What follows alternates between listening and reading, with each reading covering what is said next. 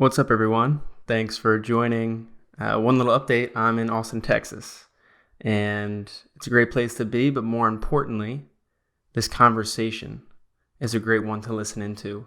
The reason the title is what it is, Through Education Comes Transformation and Economic Empowerment, is because it is Dr. Sean McKay's saying, and it's one that hits home. It truly embodies everything he talks about, and it's everything we discuss in today's episode. Through education in full, we talk about it at large, what he did at Sioux Falls Community College, comes transformation. We talk about leadership, culture transformation, the world at large, comes economic empowerment too. Because at the end of the day, everything stems from either movement or education. So we dive into everything here in this episode. So thank you for joining, and I hope you subscribe, follow Dr. Sean McKay in his journey, and get a lot out of this. Thanks.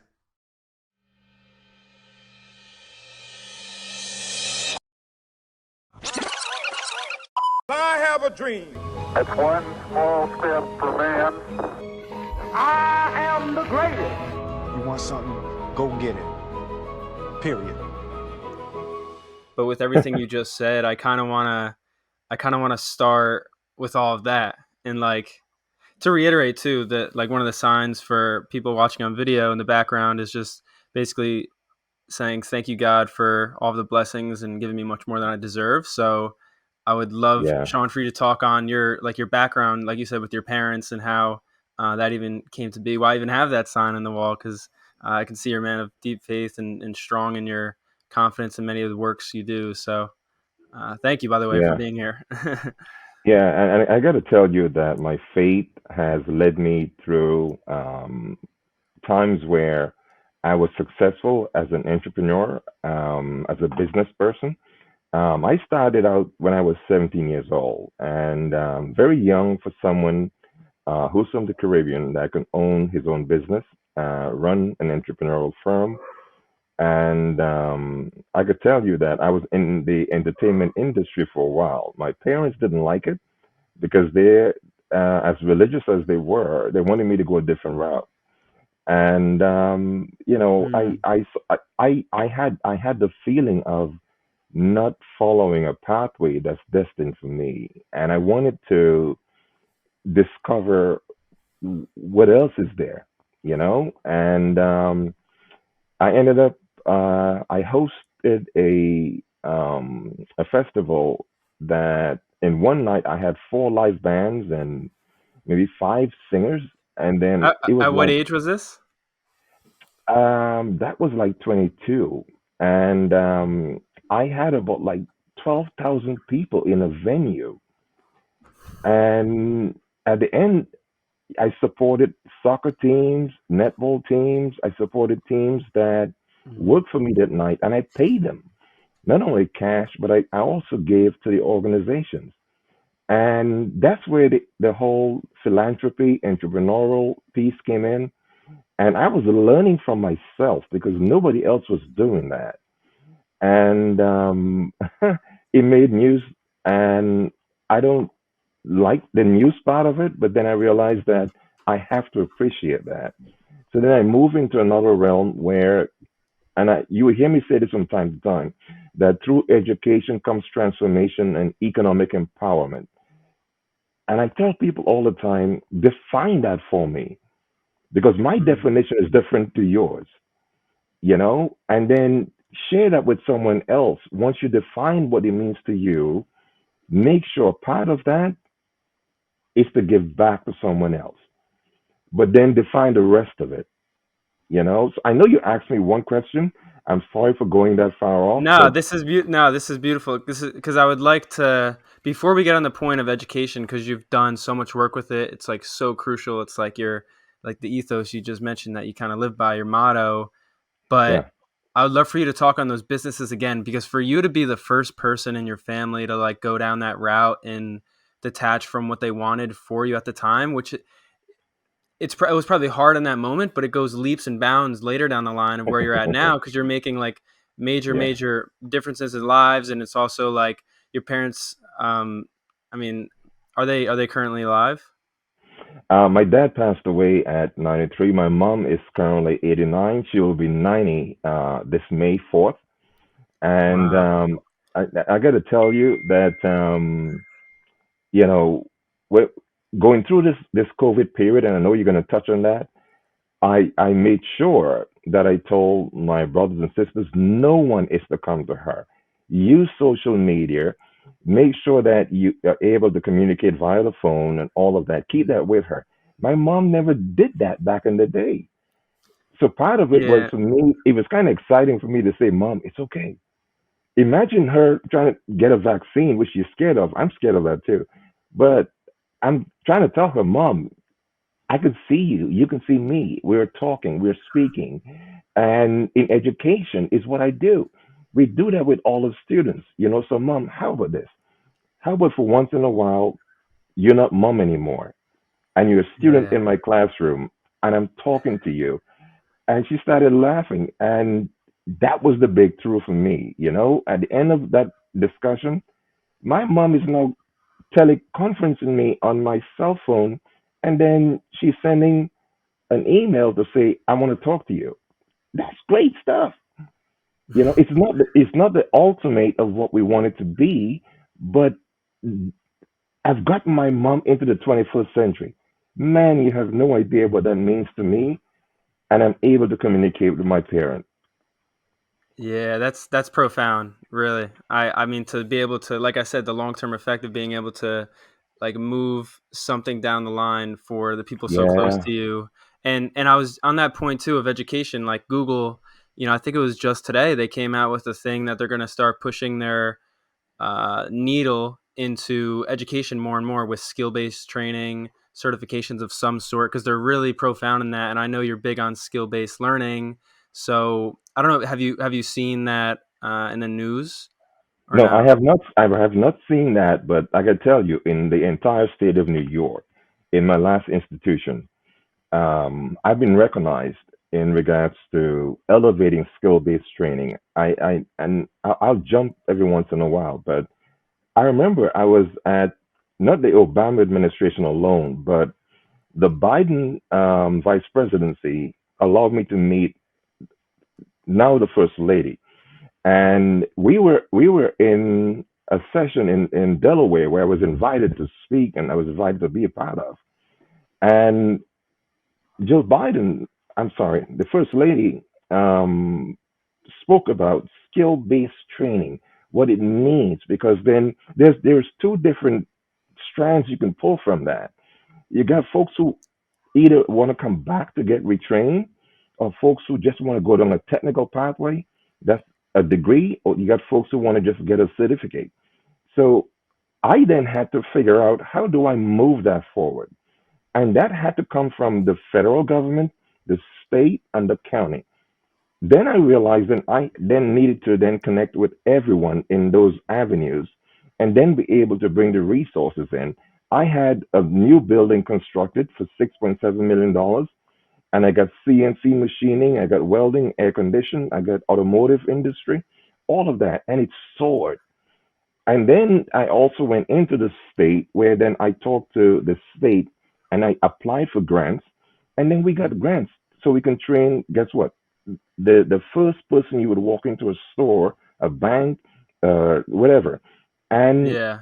we were training them on how do you embrace this as not just a job, but a service to others and then to you in return. And when we paid for it in the first year using the grants, and then after that, banks got involved and everyone got involved. And before you know it, they then start paying for that itself, because the grant only runs for a certain amount of years. Mm. And then part of it was to give back assessments, recordings, and then they use that to then put it into their own training.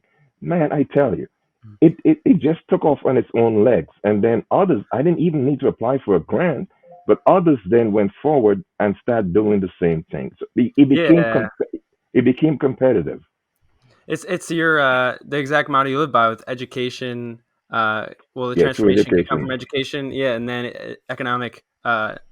impaction as well, yeah, empowerment as well. So like the question I had on that, which I have a quote here, this is from I forget what article, but nonetheless, basically in summary, I won't go verbatim, but it said uh, the student success rate and students achieving their goals. I think Yeah, it was at Suffolk Community College, yeah, that's it. County Community College, and it rose from 28% to 43% in 7 years, which was a result of changing the college's culture to one of intentionality and inclusivity.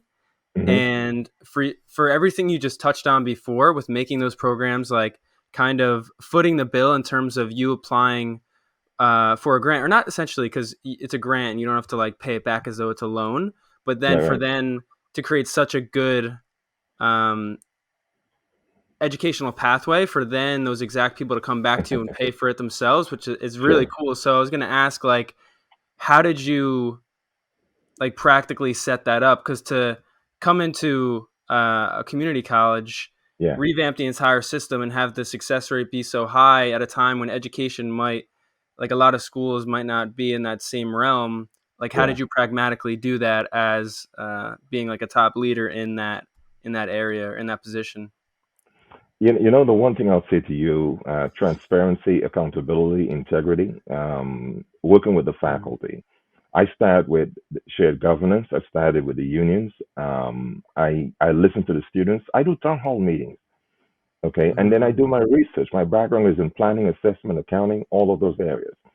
So what did I do? I start from where my strengths were first. And then engagement in regards to all the constituent groups that are impacted. You have to engage them and you have to talk to them. And then what I got out of that was pretty much a mold in which I can build around. And then inclusivity in regards to including people from that group into decision making. I know ultimately I have to make the decision, but part of it, you have to include folks so that they know that your voice Mm. is being heard. And then I included all of that. Then planning and assessment and budgeting, I linked that into a process called integrated planning, which means that if you're going to get something from me as your president, here are the goals the board of trustees set for me. Here are the institutional goals. Here are the operational goals. And then how do you and your requests align to all of that? So then Mm. I put folks to work, right? And then I said, okay, you're not going to be working by yourself. So then I formed a team around all of that. And I say, I got 5 locations. We got to be on those campuses. Then I found the champions in the faculty, in the union, in shared governance, and in the student leadership group. So then now we work together to then get that message out. And then I show up. I'm on all the campuses. I'm in all Mm. the communities, because it's not just internal, you got an external community. It's political, it's in the community, and all of that. So part of it for me was when you asked me, how was I able to get that all across? Guess what? It took a lot of footprints and hard work. And I remember there was something called footprints in the sand, in the sand, and then there were two, and then there were one. Somebody was carrying me through this whole process. Mm. Yeah, yeah, I love that a lot. It reminds me of this entire model of micro society, which is a Yeah. nonprofit based in Philadelphia that I work. Do you know of them or no? No, I heard of them, Yeah, and a colleague of mine just moved to Raleigh, North Carolina. Talked to me about that like 4 days ago, and I promised her I was going to look it up. So yeah, I have not yet because I've been so busy. yeah. That I mean, I would have to connect you with Caroline King Richmond. She's the CEO at the nonprofit, but we Okay. did some work for them before. You know, they're a Philadelphia based nonprofit, but they basically have this educational model where students, they don't just learn from teachers in classes, but they Right. rather they have community partners come in to like integrate some real life, like actual things, Life experiences. like life experiences, but then also they treat their whole school, because their models are integrated into schools, and then those schools use the model to treat the school as though it's an economy, like it's a little society. That's why it's micro Yeah. society. It's Yeah. incredible. Like students use real like fake money. You know, they hire, they have their own businesses. They hire students to work for their businesses. So in your way, it's kind of, I always thought it was so underrated. It's such a useful model, and the way you did what you did is amazing. Because you even one initiative that I have to bring up too is you gave uh, professors 1.5 credits for them to actually learn. So you're forcing, because a lot of professors and teachers get complacent. So you're like, you have to learn because you're going to be the one teaching those that are Yeah, learning. but here's the thing. Here's the thing. We are in a culture that we point fingers in opposite direction. And who's in the middle? The student, the worker, the industry, the company. And we as educators, we do this. My approach was to bring folks together. All right. Now listen, in the middle grade to high school grade, I'm doing remediation in those schools. It cost me about $10 per quiz or whatever it was. And then I wrote a grant about that. But then independence, I gave the scores back to the school superintendent to say, if your student were going to come to my institution, here's where they're going to test into. Okay. Mm. And that's only one part. The other part was that dual enrollment early college, two different programs. One, students come on campus, one, it appears where they are. I work with the unions and I say, look, we're going to get these students anyway. And part of my enrollment, really ingenious, part of my enrollment was to say, look, if you're going to hire this faculty based on our standards, let's recruit the faculty from that institution. We use the same HR policies and all of that. And then why can't we hire that faculty to teach the course right where the students are, not coming on campus, and then avoiding costs for transportation, costs for placement in classes, all of that. And we still get credit from the state. So part of it was then, okay, they agreed. I said, okay, then I'll give you 1.5 credit for every faculty member that would mentor a teacher that's doing the same thing. Guess what? It's enrollment. It's teaching the students where they are. It's empowering the students. And at the end of the day, I ended up with 4,350 students enrolled in credit courses where they can get dual. They complete their high school credits and then they complete college. They can come to me with 22, 24 credits.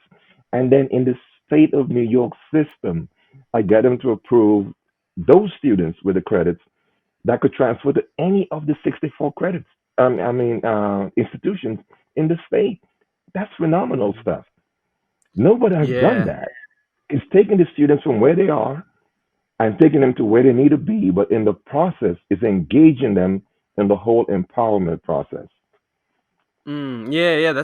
I love that too. Because I know you said economic empowerment, but it's also like you're empowering the students when they're going through the education route. Well, you're always learning, but yeah, that because a lot of students now, which I want to really get into the meta picture of, uh, universities and colleges and so on and so forth with the Yes. educational system, but people don't feel as empowered because they feel like restricted, especially with the financial burden, but also like they don't have a say in things. So for you to change that, like, where did that idea come from? Like, why did you No, start doing that? no, because I came through the system. I'm a product Ah, I see. of what I'm teaching. You know, I'm a preacher's kid. So if you preach something, you have to either experience it or you have to learn it and you have to share it. So I'm a part of that process, and I have to tell you that I gave up a lot to move up through the ranks from from business owner, entrepreneurial skills, all of that. I started from the bottom again, being the first of 10. And I did not know what education meant until I explored it.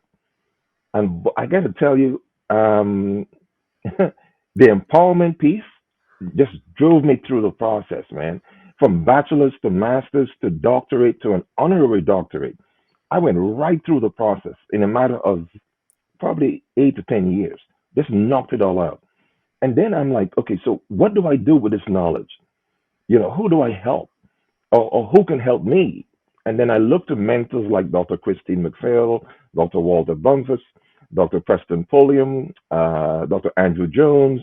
These are all folks that are national around the country. And then I said, okay, how can I then help the folks that are local right here with me? That's the empowerment piece, right? Then I figured out that there's a whole legislative piece to this whole equation. where at Suffolk, you get funding 50% by the state and 50% by the county. So then I then worked with the unions and students and said, let's all get together and go up and tell the stories, your stories, not mine, but yours, And then the students start speaking and our legislators start listening. I didn't do any of that. I simply asked the question of, can you go tell your story? And ultimately, I got attached to their stories, and the legislators got attached to me and their stories. And then what happened is we got over a 10-year period, 10 years of deferred maintenance. Deferred maintenance is upgrading your buildings and all of that. Community colleges across the country are struggling with that. Hmm. Based on that approach, I got $100 million in deferred maintenance, and then I balance my budgets every year for 10 years.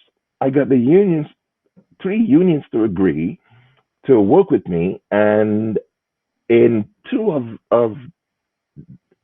the years where the unions gave back zero in increases on salaries, I gave back my own increases. And then I told my executive cabinet, it's an individual decision, but it's yours. But here's what I'm going to do. And guess what they did? They all gave back their increases.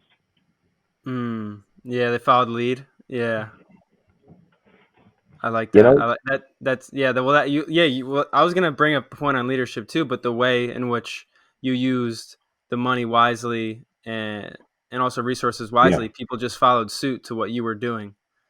But it's not following the leader. It's being inclusive in a process that is Mm. shared.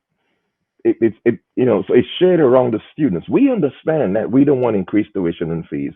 The recent budget that was passed by the White House certainly will help the students, and I'm hoping that it will help them with student aid, because part of it is by default, the inflation rates and the cost of living goes up.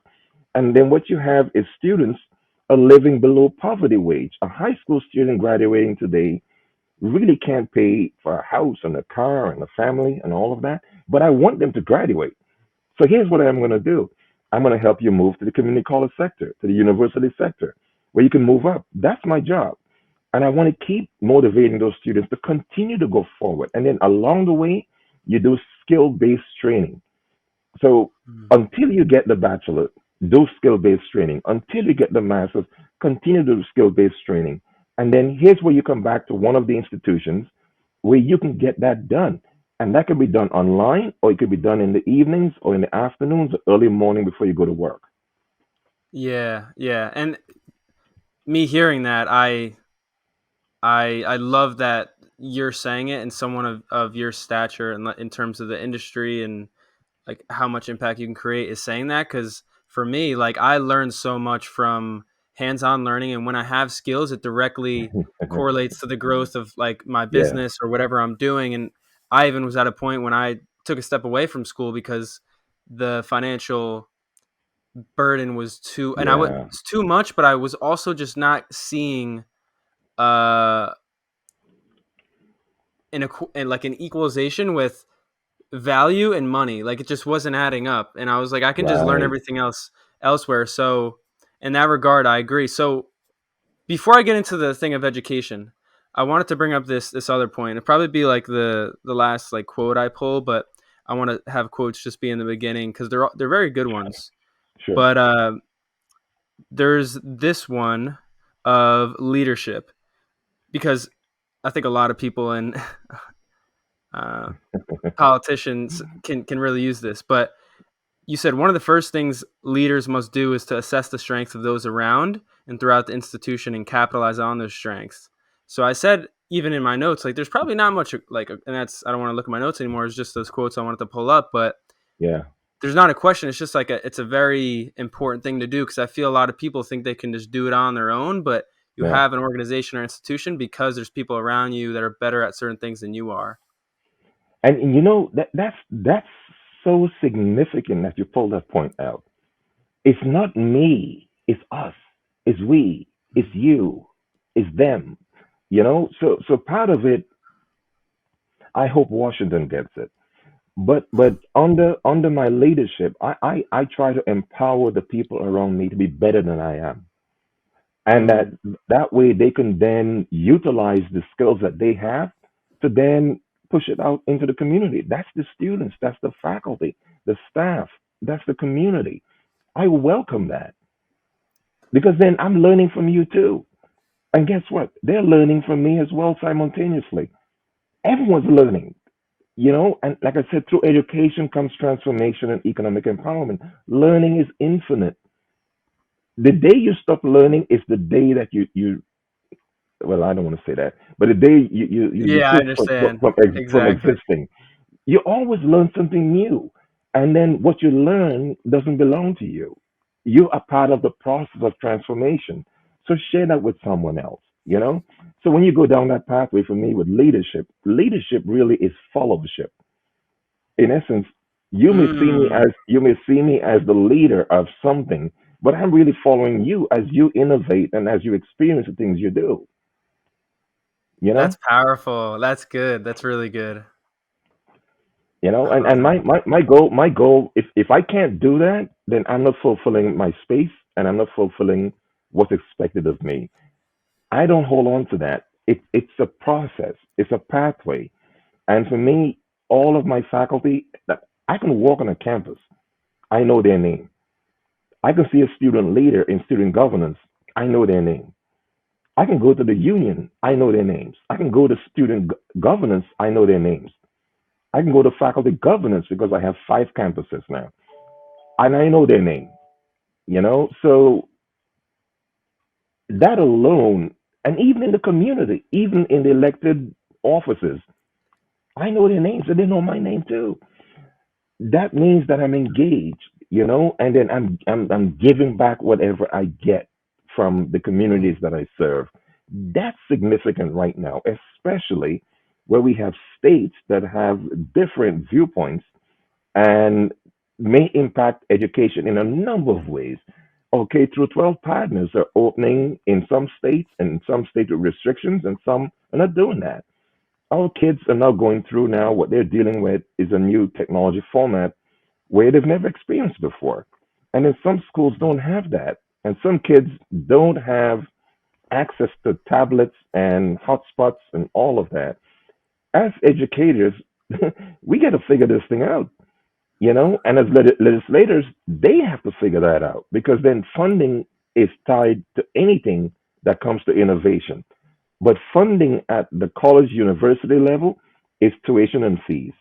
Then you have your bonds and your taxes, and then you have your county and your state. If they're not a part of that, then guess what? It's going to be in the back on the burdens of the students.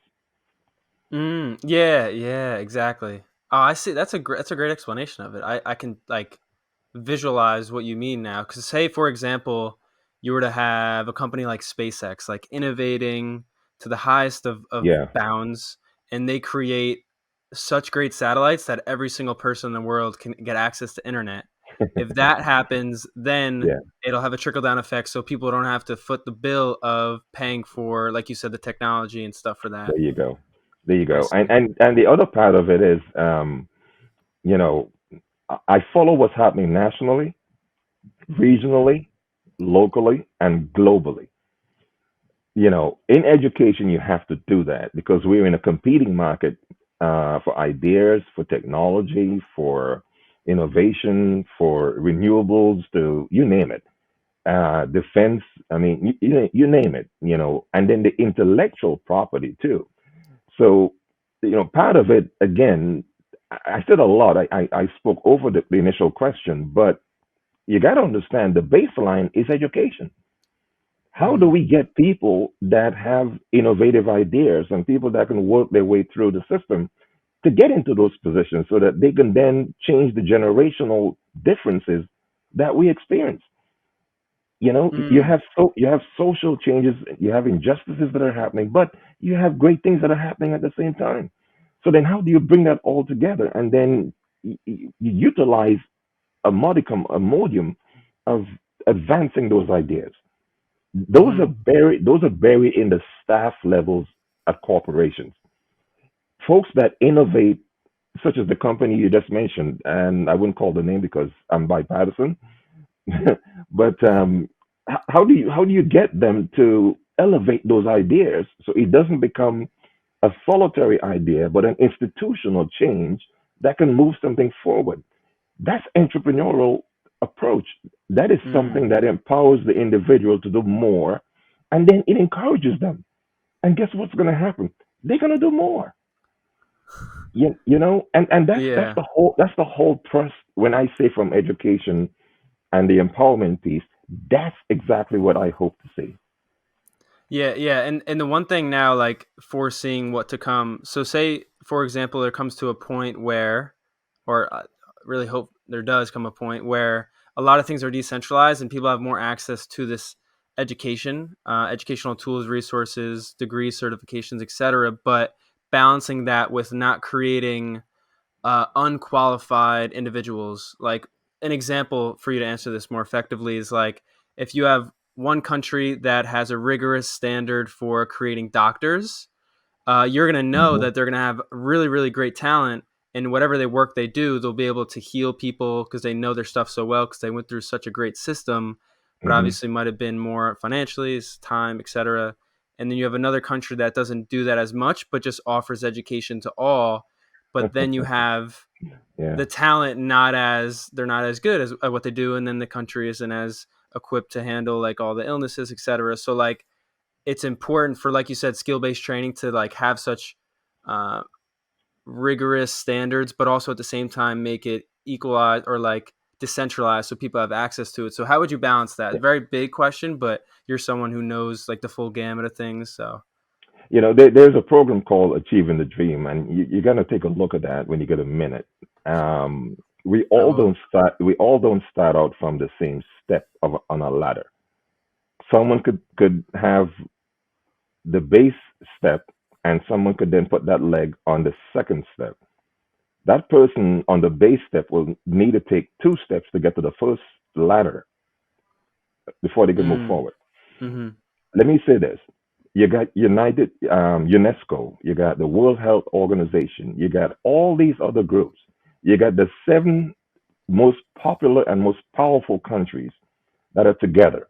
The White House is one of them, of course. The United States, I'm sorry, is one of them. Let me say this, that globalization is a very big topic. And you mentioned the medical situation. Globalization have the power of the seven most powerful countries determining what may happen or what the World Health Organization could do and who is a part of that. The countries that are not part of that going to be the benefactors of the decisions made by those seven most powerful countries, right? Then you have the CARICOM countries that are small. Some have maybe 1.6 million people or less, not like the 370 million that we have here, right? So guess Yeah. what happens? When you talk about affordability and the fact that they can then afford to then purchase vaccines and all of that, they have a totally different discussion. They may not be able to afford that.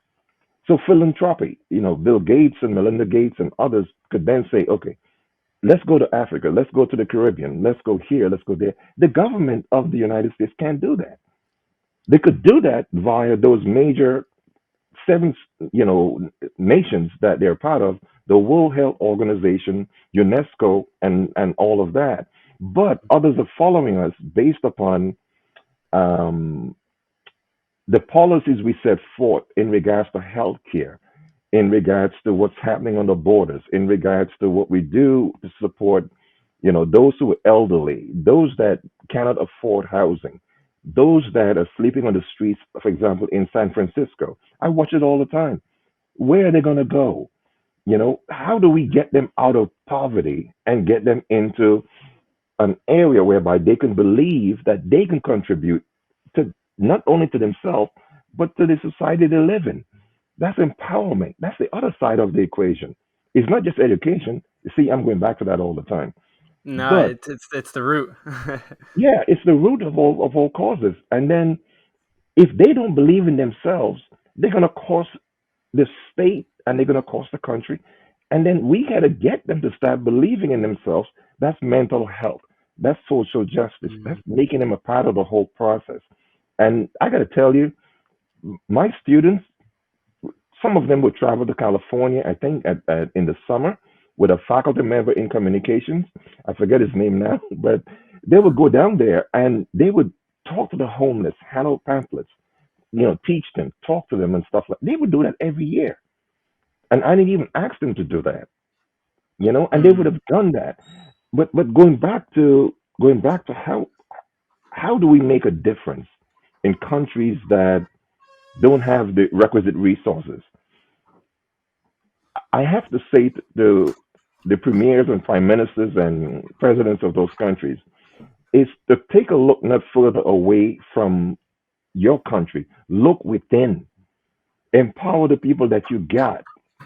They're not problems, they're Mhm. opportunities. Okay? Mm. And then embrace them in such a way that they become part of the solution. And then you can then look external because you have embassies all around the globe, and then bring them into that process. And then that's where you find the resources meeting opportunity. And then they can then bring that all together for you. Mm. Yeah, that's the a detailed explanation of like the pragmatic way of that ripple effect that you're seeing, because I Yeah. believe it happens on a personal level. Like I always say, and especially Dream Big and Co, like improve yourself to impact lives, but everything you said is like improve improve everything, regionally, statewide, nationwide, globally, and then that can just trickle out. And one thing, the pattern I've seen too is like when you created great change and you use education to transform, which then moves to economic Absolutely. empowerment, right? It's such a powerful Yeah. statement. But like Yeah. when you did that, there was a lot of, I don't know if vulnerability is the right word, but there was like openness. Whereas the educational system now, like there seems to be such a barrier to entry to just like educate. And that's so crazy because you're guaranteed two things in this life: it's movement and it's education. Yeah. So, and although I do have a person close to me, like my godmother. She was paralyzed at one point, so like obviously some abilities are taken away from you, but still like you have the ability to breathe, or you have the ability to educate. And for you, talking about the policy though, in order to change this such great barrier to entry, like what do you see can be changed on like a policy level, or like higher up with the higher decision makers to kind of lift the veil, or like just like move the rock of this just crazy burden with higher education? It's like financial limitations. Yeah. I think we tend to be too corporate in what we do and how we think. Corporations are not formed individually and independently. It requires all of us to be a part of something for a corporation to grow and to exist. You mentioned, is it your grandmother you mentioned? Or your My yeah, mother? my aunt, my godmother. Yes. Yeah, yeah, yeah. Okay. All right. Before this pandemic struck, um, nursing and allied health programs I saw as a area of need, and I expanded those programs: chemistry, biology, all of those areas, right? And so we ended up with the largest nursing program in the entire state of New York, the largest program. Hmm. Okay. And then I spent time learning what they do, learning what they need. And then I elevated Dr. Schaefer as the dean of the School of Nursing to get her at a level that's policy, accreditation. Me as a president, I can hear from her and I can reach out to her. And on a crisis team, I now have somebody I can put together on my team to tell me about what's needed not only in education, but what's needed on the ground. Because at that point, we're not stopping educating people. We really need to ramp up educating folks in regards to what they need on the ground in a disaster in those areas. So when you talk about occupational therapy, when your grand aunt and your aunt is concerned, we've already ramped that up in 5 locations across Long Island. And in the state, nobody has done that. In technical training and all those career-based programs, it's skill-based programs. So you need hands-on with that. Now, I got to tell you, that didn't come along easily because, the faculty felt labs need to be in person and training and all of that. And I said, but hold on now. Over here, we got folks doing the same thing and they're not in person in the labs. They can do that stuff online. Then I Mm. found out that I could buy a table that instead of having cadavers in labs for biology, you can do a table with incisions that would show time to time the exact same thing you can do with cadavers. I was one of like three institutions in New York to get a table like that. It cost me a bunch of money, but in the end, I met the federal requirements because then we had a spillage, a leakage, and then that became an issue for us. We got to pay for that to clean that up. And I said, no more. Through education comes transformation. So guess what? I started looking and asked the dean. I said, let's look and see what we can do otherwise. And then we found out we can get this stable and we can bring it in. And then Mm. on Long Island, we were one of the only colleges to have it, one of three in New York State to have it, and then the only one community college to have that. And I tell my faculty and students and staff, don't see yourself as a community college. See yourself as a researcher. See yourself as a fellow that can then contribute back to society. See yourself as someone in the community that you can engage, and bring that back to us so we can then be better than we are. And then, so in order for me to ask them that, I had to then give them the resources so then they can be better than who they are. Mm. Yeah, exactly, exactly. There's not much for me to say on that point because I'll subdue like the importance of what was said, but I would note that everything you mentioned before with like your way of being a great leader and diagnosing organizations to set them up properly is the example you just gave, like in real Yeah. time. Yeah, that's super powerful. Well, my thing is, I got to say, and there is something that I think in our discussion you keep going back to, which is leadership and then empowerment and education. Mm. And then you ask about, how others should or would be able to do the same. Don't do the same. Do different. Take risks, you Yeah. know, and take quantitative and qualitative risk, but don't do it by yourself. Make sure you have a team with you because somewhere along taking on that risk is going to be somebody that has a brilliant idea that will be like, oh, I didn't think about that, you know? Hmm. And then the team will then switch with that and say, oh, we didn't think about that. And then what do you have? Don't use the word buy in, by the way. The faculty doesn't like that word. But use the word incorporate, use the word Mm. enhance, use the word empower, use the word embrace. Use those words that will bring everyone together. That's powerful, you know. And Exactly. and and part of it again, all goes. They look to you as a leader, but then you're reversing the trend. You say, no, I'm embracing you. I love that idea, And you're on a table of 10 to 15 people.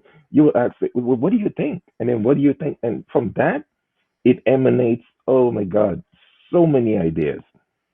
I mean, I use in my meetings, I'll have like two people who would take scripts because one would miss something and one would capture the other thing. And me, Mm. That's smart. I'm taking notes myself. So between I call it a tri-party team.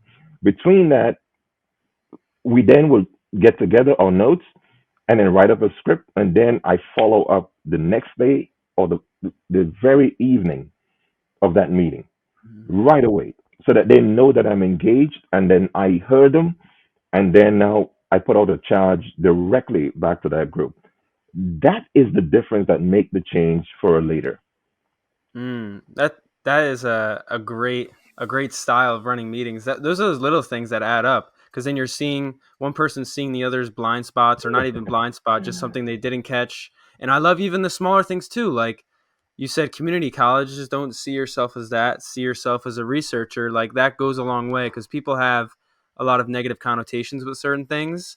And for Yeah, you to change up just a small diction, like 'cause your thoughts really yeah, become things. And for them to put themselves in the right frame of mind and have the right perspective can go leaps and bounds to then when they take action, they're in alignment with what you're thinking. They're in alignment with what you do, and they can just act better because they're thinking better. Out of, Essentially. yeah, and the other part of it too, so you know, that I worked at a 4-year HBCU. Currently, HBCUs are now in the media. You know, people are discovering that it's a resource. But I got to tell you, it has been a resource. Unfortunately, we started out at over 400 institutions. It's down to 100. And you know, with Dr. Jill Biden from the community college experience, and with the vice president with the HBCU experience. And I hope that that will together will shift and bring the discussion around, why are we going to be educating students? What are we educating them for? Where are the jobs and where are the industries? And then where's the research that we could find from within the grasp of the students that are coming through the pipeline? How do we support the counties and the states to then find those people that can add to the discussion? So, you know, I'm passionate about that, you know, and my goal ultimately is to keep finding those people, you know, Mm. and to let them know that there's a voice that comes through us, but it's your voice, you know, and then I could channel that voice through the different political circles to get things done. This new bill that they passed to get back to the counties and towns, and then also to address the COVID-19. I know the next bill is going to be infrastructure. That's jobs and economy and all of that. Well, who are you going to employ? Who has the skills for that? So don't look at a community college as though that it's a community college. No, it's a pathway towards either a 2+2 where you get a bachelor's and a master's. For example, I brought a college onto my campus, got a building constructed. They're teaching on my campus. When those students transfer, guess where they're going? In the same building that they were teaching before, on the Mm. campus. And they got a bachelor's. Then they could do their master's. And in the meantime, they got scholarships, you know, and I've worked on that with 16 institutions in Long Island where they all are giving scholarships to my students. To date, when I left, they've given out 226 scholarships, $7 million, right? And then I created then Stay in New York State. You know, it's not me. I'm trying to give back to the students that are coming to me, and I'm reaching them in the high school to bring them to us to say, we want you to empower the region, empower the economic base, and then you gonna elevate to where you need to be. Yeah, yeah, you're setting up for success as well. Yeah, Because as yeah, we said before, like they don't have to deploy their own capital or resources into like technology or any other things. Like you're giving them this kind of life vest to let them swim amongst like anything that might come. Literally, like any storms or waves amongst this like more meta and like external financial yes. educational system. But It's a yeah, pathway to success. It's a pathway, pathway. you know. And then you got to understand that they and now we don't believe that they don't see this. We approach it as though we haven't seen it yet because they are not a part of the system. So when they come in, we Mm. treat everyone equal. That's equity, that's equality, that's diversity, all of those areas. When you come in, our resources got to meet you where you are and take you where we believe you ought to be. But through that process, though, students elevate beyond our expectations. So we have to adjust to take them from where they are to beyond where they see themselves and then engage them. That that learning process is phenomenal. And I hope that people embrace it as much as I do because I love it. I absolutely love it. Yeah, yeah, absolutely. I hope so too. And I mean, it's playing out pretty well, like in real time in front of our own eyes and as you explain it. And I would love to like cast ourselves into the future a little bit and say, as you said before, you have to keep in mind what's coming. How do Yeah. we position ourselves to what things can come? So for you, like, what are you thinking about with what industries may arise, or how do you position these pathways well so that students come out where they should and they do the least amount of work possible? There's not as much friction. So what's your like thought process as a leader of Yeah. institution Yeah. with that? Glo- Globalization is not going to look like it is today. It's not going to look like 10 years ago. and you can couch almost anything under globalization. Intellectual, artificial material is not going to be the way it was 10 years ago. So AI is going to be an area to look at. Um, Mm. healthcare is an area to look at. Biotech, yeah. It all falls into both of those areas. So it's kind of hard to bring them out into one small catchment. I mean, I could do that, but I'm trying to take it to a level, at a macro level, and then where you sit at the table is the power that you will be beholden to for your nation, your country, state. The seven most powerful global countries are making a lot of decisions that impact a lot of countries that are not at the table. Our students are no longer staying where they are. Once they go, for example, I got students that do international travel and then they go to a country and they love it. And guess what? I would lose them. They won't come back, right? So Yeah. guess what? So we're teaching them based upon the humanities, the sciences, and all of that. And then they go off and then they love a country based on culture, based on food, based on everything else. Nothing that we were teaching, by the way. you know so we have to understand something, that we're not teaching people just to be here. They're learning to become leaders in their own realm, and they can go anywhere. their Mm. voices their voices now become a part of wherever they go. So guess what? We keep in touch with them, and then we say, well, what are you doing? Where are you now? What do you engage with? That's the path that you can then contact with them and say, okay, so now you're into politics over there. Now you're into healthcare over there in another country.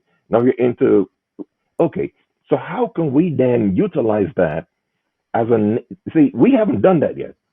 That's what we need to get into, because we're Yeah. not just building a nation, we're building a culture of learners, educators, researchers, scientists, all of that, right?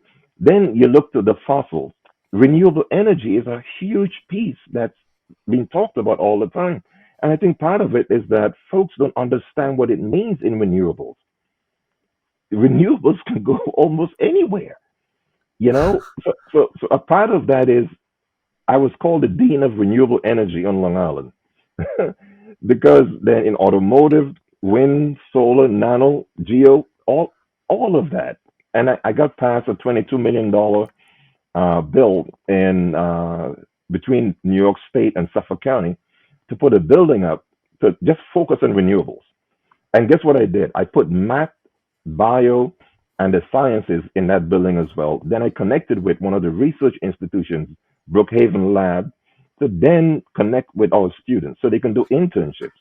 And then I said, okay, now we need to get them into the real work of life and sciences. Then which corporations do I have? On Long Island, there's about 3,500 companies, and they're manufacturers in all of those areas. How do we match them together, right? Yeah, And then connection. Yeah. you give them credit for real work experiences and all of that. I know I said too much. It's one question, but I said a lot. I'm Well, passionate about what I do. yeah, no, that's a beautiful thing, and there's no wrong in going down many avenues on this, because even me, as I think about my one experience and stint when at a university, it wasn't the classes I was in that was as profound. It wasn't like anything that you would think as an like an atypical university. It was just the connections Yeah, that were big, and also the fact that they gave credits for real life experience. I think yeah, yeah, I was like, everyone should be doing this. You're getting 16 credits per a semester for hands-on learning. It incentivizes you to get the best possible experience, and it also, at that time, at that young age, forces these individual, not forces, it puts them in a position to think about, is this a field I want to go into? If not, okay, I'll retreat. I'll try there, something there else, you because I go. think early on people should be, really trying many things. So Yeah, yeah, yeah, experiential learning is what you're talking about, and experiential learning. yeah, it's based on skill sets and based on what you've done, and then you can attest to that by providing the requisite credentials to Mm. enable the institution to adjudicate whether or not it fits into one or two of the classes that is in the curriculum, But prior to that, they're going to be talking to you about what are you trying to do and where you're trying to go, and then Yeah. what admissions programs are available, and all of that needs to happen way before you even provide Well, them. y- You know, go ahead. yeah, it's good intentions. I mean, when you have good intention, there's no hesitation on doing any action because you know it's pure. Like they do a Sure. great job of vetting any corporations or startups that come into their ecosystem. So when students Yes. apply, who they also question of like why, what, when, they have advisors that these students go to, then it's a good Yeah. match. You know, it's a really good fit and it's synergistic.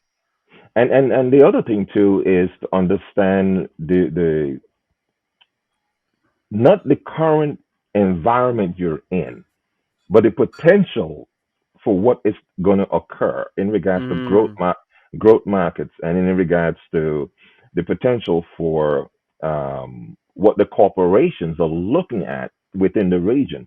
See, that's part of the whole leadership structure and part of what needs to happen in every educational institution.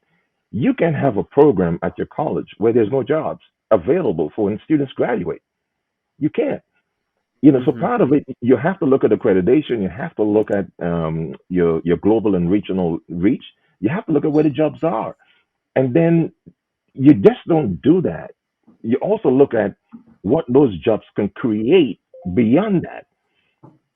Mm-hmm. 10 years ago, if you tell me artificial intelligence was going to be something that is huge, I would be like, you know. Yeah. When it comes to the computer age, if you tell me that the Bill and Melinda Gates and all of them, and you name all. You can name. Look at Amazon right now, Bezos.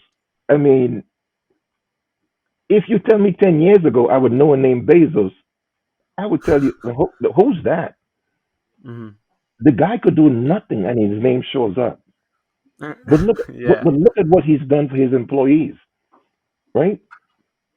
He's given them scholarships to go back to school to empower them to keep them in his company, so they don't Mm. leave, because they leave with intellectual material and they leave with skills that he wants. I mean, that's crazy stuff. You look at McDonald's, and I don't need to call corporate names, but I'm sorry.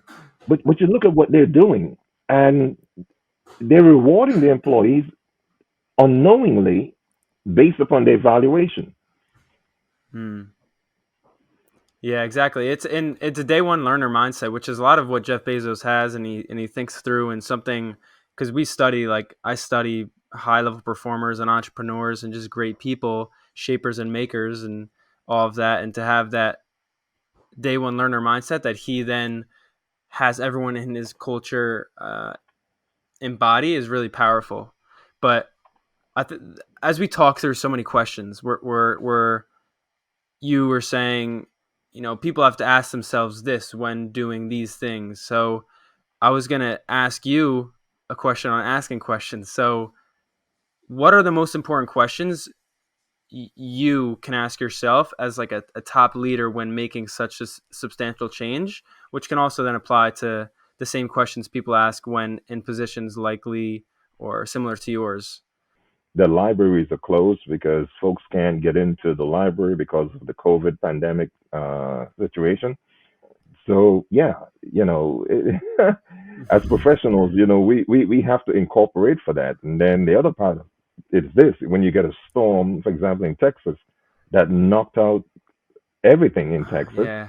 then you got those students that are online in other states, Arizona, New Hampshire, and where programs are offered.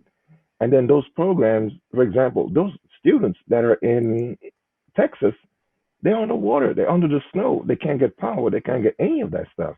Then what happens as a leader in higher ed? How do you compensate for that? I had the same situation. I mean, I'm not sure if we were recording live, but Yeah. I had the same situation in New York. We had 2 feet of snow. People left their cars on all the highways and were treading through the storm and all of that. The snow plows cannot even move anything because the cars are in the way. I had 2 weeks of classes that were missed. I had accreditation issues. I had programmatic accreditation issues. I got Title IV federal funding issues. I got state requirement issues. I had to write letters to all of them. And then the Wow. governor then realized the magnitude because they were sending, I mean, we lost power, everything. And that was one storm, but that was a really bad one. But thank God that the federal government waived the requirements because you got to have certain seat requirements to complete a course and to gain your financial aid. And so I had to appeal that requirement based on the state of emergency that happened with 2 feet of snow. Who would believe you got 2 feet of snow in New York? Well, it was under my leadership, you know? So, yeah, these are things that are unforeseen, and you work to help your faculty, your students, you try to find a way. And before I left Suffolk, we only had one fully online degree program. And I work with faculty governance and work with leadership. And then I said, no, we were open in 1959. How could you have one online program? Right? And then how do you assess the students that can then be engaging online versus anybody who wants to come in? Because you don't Mhm. open free access to anyone who wants to come in. That's a setup for failure, and that's not something that I stand for. We got to make sure you have the right equipment and the right mechanism, and then also that you are poised to be in that environment. And that's what we've done. And when I left, we had 80 programs accredited and certified as online. Wow. Wow. Yeah, I was actually just recently in Austin, Texas, so I like saw like a little bit and I know people who were there when that storm happened, but you got to factor in all the bad that can occur. Like, yeah, you prepare for the worst, but when Right. everything's going on, you're the most optimistic. So, to that regard, like you said, compensate for whatever occurs. But to the original point that I was going to bring up before, I wanted to ask how you ask yourself questions and others questions, because it's so important to ask good questions when you're such a high level leader, when so many people depend Hmm. on you, and for you and either others in a tantamount position to yours. What are the most important questions you ask when trying to create such substantial change within such a large area? But for you, it would be education. Like, what do you work through to really make your intentions right? I think being a good communicator is being a great listener. And as each question that you put forth, you can hear from the respondent areas by which they would then assimilate or then, coordinate around. And then you kind of like, if they're going there, okay, and then I'm getting the feedback from that. And then I want to prompt, and in my prompt, I will kind of either continue or I will then, prompt with a direction that I want them to redirect and come back at me with. And that's an interview. And that one of my degrees, my master's degree was in communications. So part of it is how do I afford the person I'm speaking with the opportunity to be heard? And then how do I listen? Those are two Yeah. different things. Those are two different things. And then whilst I listen and then while I communicate, then the respondent then comes back with what they think they heard. And then I have to listen to what they're saying. And then if I don't think they've gotten it, you don't tell them that they didn't get it. You redirect and you come back with a different way of formulating that question. Mm. That happens at all levels of leadership. You don't need to have a degree behind your name for that to occur. That's a formulated process. And that's something that I do with all of my cabinet members. you know and it's you don't get into a room with a preconceived condition in regards to what you think they're going to say or what you want them to say. You just engage, and that's like having a fab lab. I call it a fab lab. My conference room was a fab lab. And then I would say, leave your decisions at the door. I welcome you into an environment where we are all equal. And then we're going to talk about exactly the topics that I've heard from the students while I visited all of the campuses. And then we'll get into policy, we'll get into budget and accounting and all of that. You see where I'm going? So then Mm-hmm. everybody walks into the room, we're all equal. Forget the vice president titles that you got. The only two things that I always say is that the chief diversity officer and my legal representative, they're immune from whatever you bring in the room. They're beholden to me as president. And then if they hear something that's happening, they need to chime in and advise because those are specialties you don't want to mess with. Yeah, You yeah. If know, you have someone like in a highly talented, if they're highly talented, you're going to want to lean on them when there's something in their realm that they could touch on. But at the same time, you're saying, keep it decentralized, like everyone has a say in certain regards. absolutely. And the thing is that, and those two people, they don't sit next to me. They sit in the middle of everybody else. And I tell the group, I said, you have to understand that those two individuals are here to do what? Preserve the integrity of the institution, provide transparency, make sure that equality, and then also ensure diversity, make sure that our legal constraints are not constraints, but our legal positioning and arguments benefit everyone who's involved and protects the board of trustees, the institution, and myself. Apart from that, let's talk. Yeah, and it's so nice too because before you mentioned the way you run your meetings, and I think the way you set up people, even in the places they sit within a meeting, shows the way you run the organization as a whole. It's Yeah. like how you do the little things is just as important because it's the micro things that add up to these macro uh, macro movements within whatever actions you're taking. Yeah, It's and really again, I report to a board of trustees as a part of also, I reported there's a 64 campus system. All 64 campuses have either councils or board of trustees, and then what you have, then you have the chancellor, and then the chancellor has another board. But I'm governed by my local board who evaluates me. And so it's a very complex organization politically. So you really have to understand that you're not just serving the students. You got three unions. You got an exempt group, which includes me, of like 21 people. You got the 30,000 plus students, 4,000 plus employees. You got a 10-member board. Then as you move up, you got 64 campuses you're dealing with. And then you move up again. Those 64 campuses have boards and councils. Then you move up again. Then it goes to the chancellor who has her own board who oversees her. Then you got the state and county. So Mhm. part of it is extremely political for a leader to work in a system like that. But as an educator, I have to make sure that that does not detract from the goals of the institution, which is teaching and empowerment. Through education comes transformation and economic empowerment. My job really is to ensure my faculty have the right training, professional development or otherwise, right equipment, and they're able to continue to do what they do. And then to make sure they don't settle.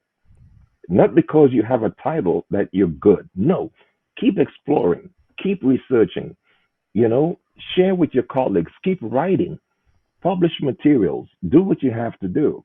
I'll support you. And then when I get professional development day, oh my God, when I call a faculty member's name and say what they've done and what they've published and what they've done, you get applause and stuff like that. It motivates the others who are behind them to do the same thing. Because Mm. that's one time a year in September we did that. I hold town hall meetings fall and spring for the campuses, for the students, and for the community. It's a very busy position, but I do because I want to hear from folks. It's not me talking at folks, but I want to hear from you what's working, and then I incorporate that. And by the way, I have my cabinet members don't sit to the front of the room. Kind of like sit in between folks and all of that, and engage people, shake hands and talk and do whatever. And then once we start, then you take notes. Yeah. And then I come back and I say, well, tell me, what have you heard? Mm. And then I'll say, well, here's what I've heard.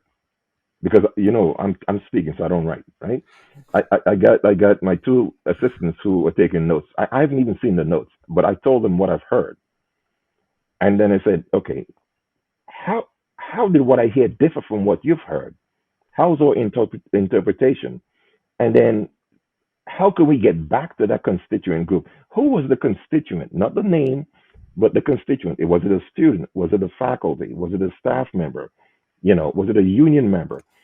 How I how do we see. get back? How do we get back to that constituent group and address their concerns?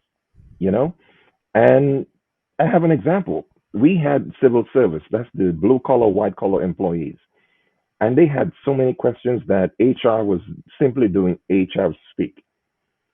Then I communicated with the head of the civil service for the entire county, Alan Schneider, and he gave me permission I can use his name, but Alan Schneider. And then I said, I need you to attend my town hall meetings with your two key staffers. Let them hear themselves what members of the group that are under you are saying to me. And since I started that in 2010, every year, he and his staff attend all my campus meetings on all 5 locations. And then we stopped hearing complaints. And then he said, so we don't need to come back anymore. I said, no, you need to come back because policies are changing, and then people are getting engaged, and then they're listening to what your staff is saying. And I introduced them in the meeting, and they get up and speak about the changes that are coming and what's happening, and people embrace that stuff. That's great. Hmm. Yeah, yeah. And to the original thing of what questions you ask yourself at the end of the day, you're just listening to the questions others ask you, There you and go. creating a place for everyone to feel accepted and, like you said, feel empowered. Because if people are empowered at such high levels, then that will happen. That will ripple down and happen at the lower levels too.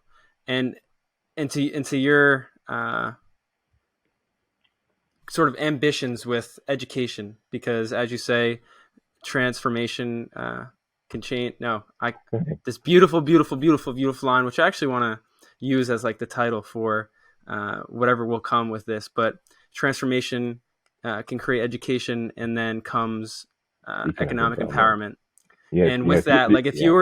if you were given a blank check or any policy creation possible, what would the initial things be for you for, I guess you can say regionally or statewide, and then nationwide, and then globally? If you were given a blank check, a blank slate to do anything, what Mhm. would be your first priorities with change? That is a loaded question. Um, change is not something that you could design. Hmm. Change occurs inevitably with the people who are involved in the pathway of change. And when I say through education, that's your baseline. And I think change ultimately impacts different societies in ways in which we never intended. Hmm. And until such time that we can figure out equality and equity and the social justice changes, along with research and science and intellectual discourse, along with things about climate change and all of that, until we get to a point we can all come together and not have a point of direction, but a point of discourse where everybody who is involved in the process could start exchanging ideas. I mean, Hmm. you got the power of 7 countries that are over here deciding all of this stuff. Then you got the whole rest of the world trying to catch up and trying to follow, and they don't have the resources. And I then see. we have international programs where we're inviting these students to come in into those 7 powerful nations, and then they go back home, and guess what? Where they go back to may not be able to do what they've learned. So that's United Nations and UNESCO and all of that stuff. But coming back to where we are here in the US, I'm going to say this selfishly, that I want to learn from my students. I want to learn from my faculty, because then I'm able to better present them with what they need so they can be better than who they are. And Hmm. that's important for me, because then I don't have all the solutions sitting in the chair that I'm sitting in right now. Well, what I'm sitting in. Yeah. But I need to hear from them so then they can then empower me to make better decisions. Yeah. Yeah. And on a way of zoning on more of your personal way of doing things, you have to be at such a um, high level every single day because you have so many responsibilities, you have so many Right? tasks. People really rely on you, right? And you know that with your reaction there. But how do you what do you do on the day to day to keep yourself grounded because you have all these things pulling you? In multiple Sort of, directions. how do you empower yourself? Yeah, because I know, and one of the things I was looking into your story deeply about, you spend time with family, you make sure you spend time to do those things, Yeah. on the day to day. What do you do to keep yourself in that grounded state to always make sure you can take on whatever's coming? I could tell you something that I need to give this story. Dr. Irving Presley McPhail, a mentor of mine, one of my mentors, um, well known across the country and across the globe, and took a position in North Carolina in June. His wife, Dr. Christine Presley McPhail, met me in the graduate programs office. And I didn't know what I wanted to study as a graduate researcher. I mean, I've already gotten my graduate. I was looking for a PhD, and I didn't know what I wanted to do. And I was asking question of the clerk behind the desk, and then she touched me and she said, "Can I talk to you outside?" She said, "Before you make a decision, why don't you shadow a superintendent of schools or a college or university president before you make that decision, and then come back? Here's my number. Here's my card." That was the rest of the story. I realized that I could then do much more at the college and university level that I could have done at the high school. But I did have the option of working with the superintendents, 127 of them, the school districts in New York State.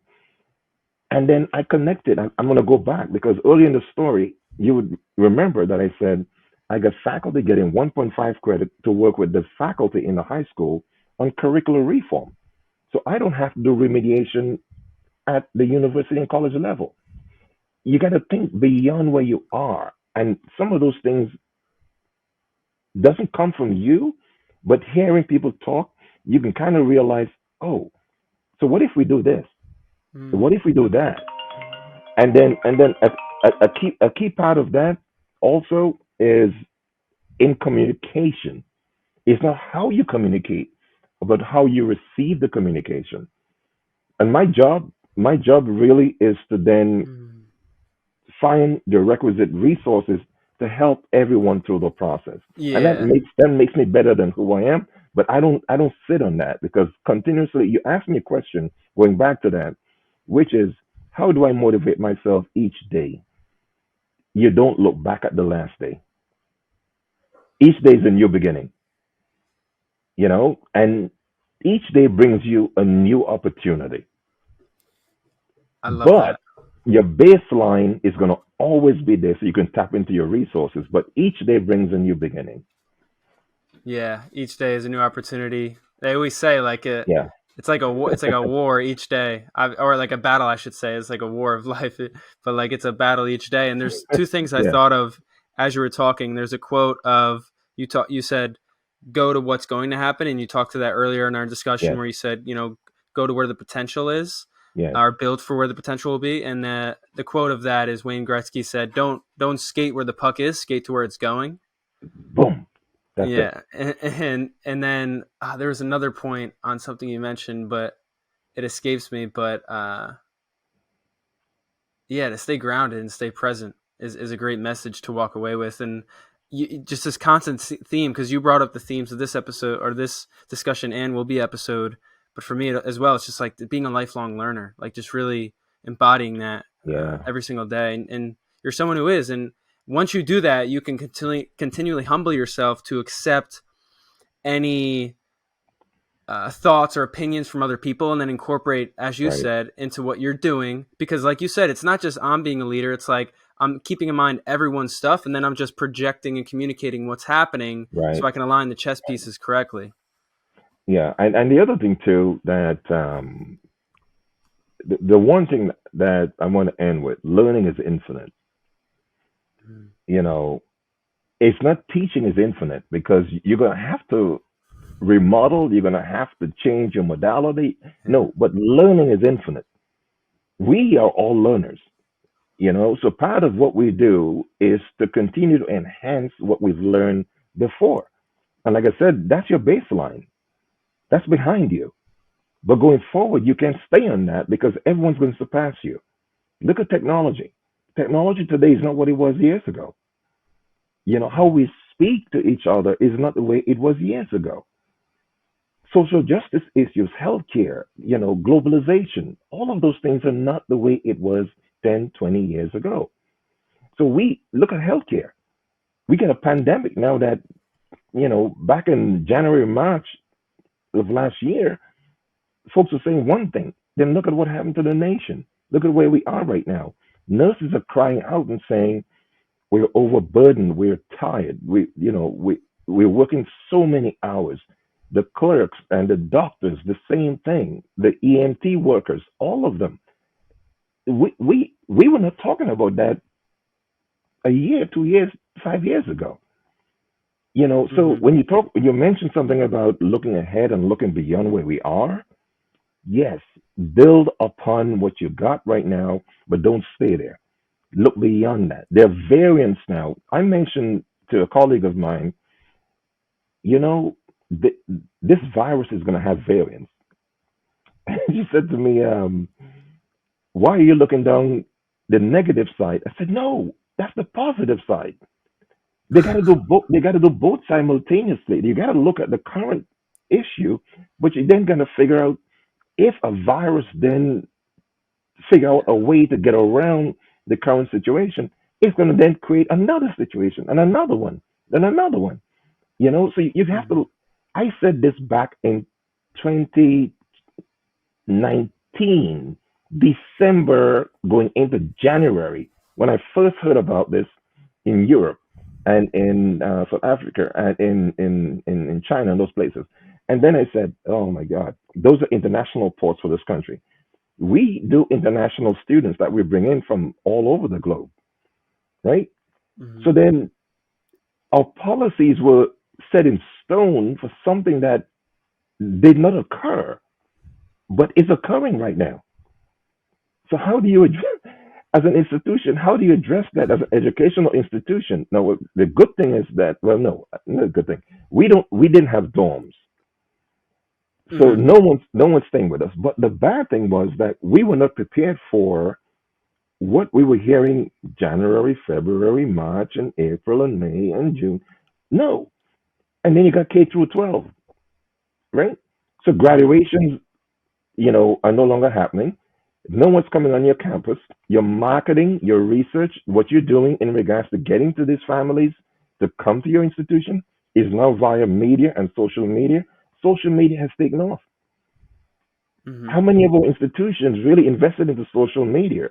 Not many. Yeah, because a lot of people they're not preparing for the worst, and they're also they're they might be present in what they're doing, which is important to be present, but they're not forecasting themselves into the future of what will come because Right. I all think whether it be fashion, education, even business, whatever industry you're in, things are always changing. So you have to meet what's going to occur later down the line. So you have to kind of build for the future. You have to make for Yeah. what will come. And to your point, the thing I that escaped me before that I couldn't remember is what you said, which is so profound. Because I had someone say to me once, "It's not what you say; it's how you say it." Usually, although what you say is Yeah. important, but it's what you said. Where you even said, a step down the line, it's not how you say it; it's how you receive what is said. So it's like Right. how your reaction to it is so important. Because I see anything can happen, but it's your reaction to it that matters, and to have that mindset is crucial, as you do. Yeah. And I must say that that is not something that is taught. Once you're in that environment, um, you have to embody that. It's something that nobody can give to you, Yeah. and it's not like a natural born leader, but it's somebody who could listen and learn Forget the title, you know, and then be a part of something better than who you are. And then share that, but in a way that you don't expect others to accept, but then it generates further discussion, you know? And then based on that, you formed a partnership with someone that probably would think, oh, the president listened to me, or the president said this, or I was able to share this with the president. And guess what? Look, he's doing it now, you know? Mm, And that in and of itself, you just created something that is like a mini me. You know, that person now is going off in a branch, like championing and telling others, talk to the president, share your ideas. And yeah, that's where we yeah. are. You know, we are charged with parents sending their kids to us. Our job is really to empower them, share with them. Teaching is a key component of that, but listening is equally more important. That's powerful, seriously, and it's also very beautiful. And you're someone who lives it, and I really do appreciate your time and all of this conversation. I swear we can go on and on and on, but I wish I could, but I have certain restrictions, and I do have to make some things. But Sure. everything you said here, I truly, truly hope people go back and listen to this again if certain things didn't seep in. But you're a great teacher. You're great to learn from, and I really do appreciate every word that was said because I'm learning from this as well. So thank you, Sean. I really appreciate it. I appreciate you too as well, and I've learned from you as well. And thank you for this opportunity to share with others what they've given me, because I'm giving it back to others that would view this podcast. So thank you so Mhm. much, Anthony. Thank you. You got it.